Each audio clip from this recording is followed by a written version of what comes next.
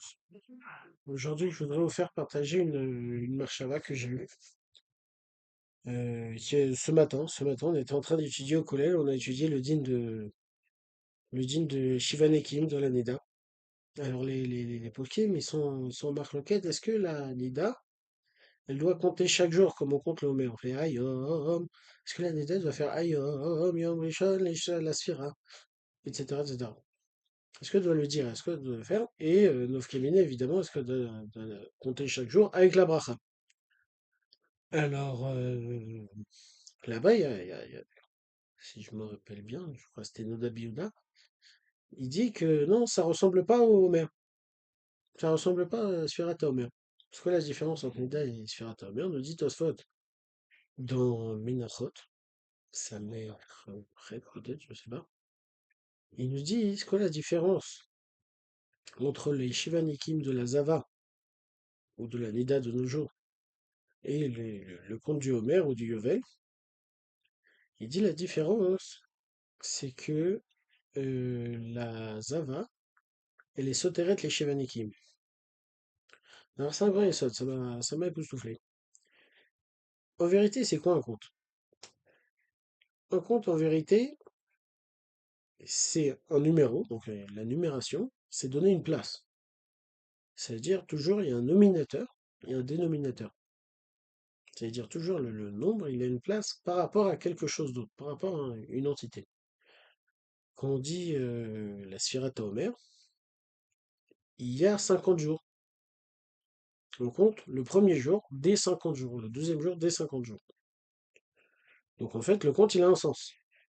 Dans la Zava, si on dit le premier jour dès 7 jours, alors que cette femme-là, finalement, elle va peut-être voir au milieu du sang, et donc elle va interrompre ces 7 jours, donc finalement, on n'a pas compté un jour ou 2 jours sur 7 jours, puisqu'il n'y a pas eu 7 jours. Donc on ne peut pas faire de bracha sur ça, on ne peut pas en faire un compte. Le compte n'a pas eu lieu. Et pourquoi ça m'a interpellé? Parce qu'en vérité, toute la vie, c'est comme ça. En vérité, tout est relatif. C'est-à-dire, on a un jour. Un jour, c'est quoi? C'est rien. Ça peut être grand-chose, ça peut être peu de choses. En vérité, tout est relatif au dénominateur.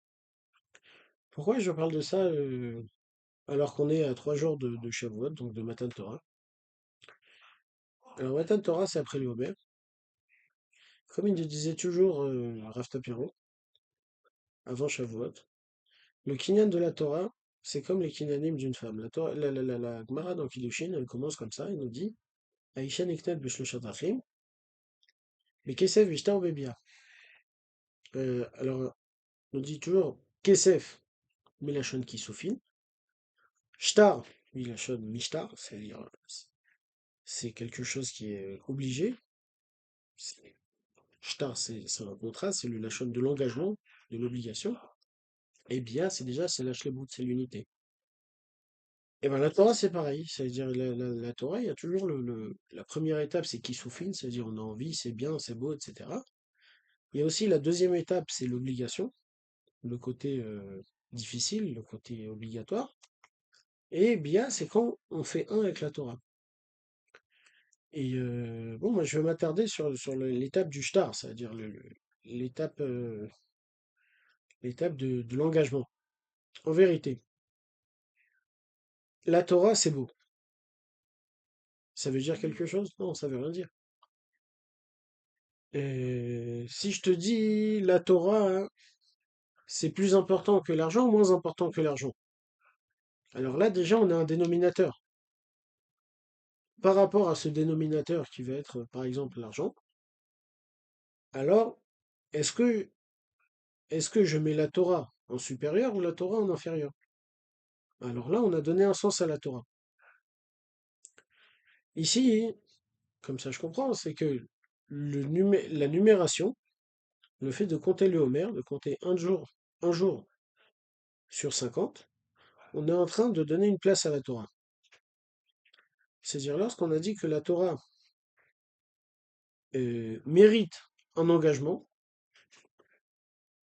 lorsque la Torah mérite un engagement, on a donné une place à la Torah. On a dit, je suis prêt à être mévater sur, je sais pas moi, de l'argent ou une place ou quel que soit l'enjeu, je suis prêt à m'évater sur lui pour de la Torah. Alors là, j'ai donné un engagement à la Torah.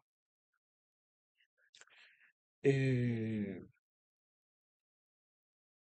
j'ai donné une place à la Torah. Donc, en vérité, tout l'objectif ici de Matan Torah, c'était de montrer que la Torah, en fait, c'est quelque chose qui vaut plus que quelque chose d'autre. Pendant Matan Torah, c'est vrai, il y avait les Shloshim Agbola, on est dedans. Le peuple, il s'était préparé pour recevoir la Torah, donc il avait envie de la Torah, mais il y a eu la deuxième étape, c'est Kafalehem Arkegigit. Et Akadosh Baruch Hu, il dit au peuple d'Israël, il lui dit, Im atem mekablim mutav, imlo sham tehu kevoratrem. Ce tombeau sera votre tombeau. Ça veut dire que quoi en vérité? Il nous dit, attention, tu t'engages. C'est si tu reçois la Torah, ça va. Sinon, c'est même pas la peine de vivre en vérité. Donc la Torah, c'est plus important que vivre.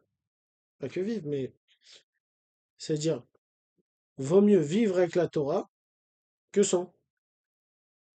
Et si jamais on n'a pas la Torah, ça sert à rien de vivre. Donc ça nous définit un engagement. Et je termine avec une petite anecdote qui a peut-être que vous allez me dire ça n'a rien à voir, mais de toute façon vous ne me regardez pas. C'est l'équivalent de la Torah chez les femmes, par exemple, ça va être la tzniout.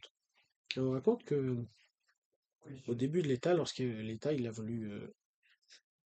voulu promulguer la loi sur l'enrôlement des jeunes filles à l'armée, alors il y a toute une population de femmes et de jeunes filles qui sont allées manifester contre cette loi.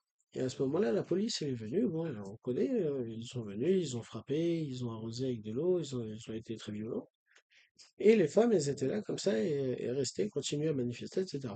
Bon, il y a quelqu'un qui allait voir le Chazon Ish à l'époque, il lui dit, vous avez vu, c'est un grand Kiddush Hashem. Les femmes, elles ont fait Kiddush Hashem pour la tzniout, pour qu'on n'enrôle pas les femmes.